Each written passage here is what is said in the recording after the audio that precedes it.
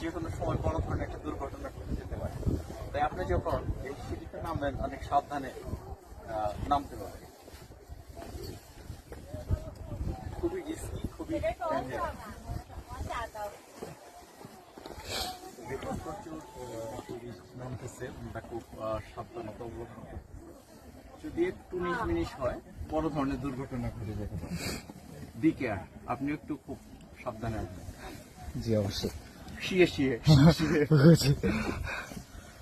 Joy GN, Joy GN.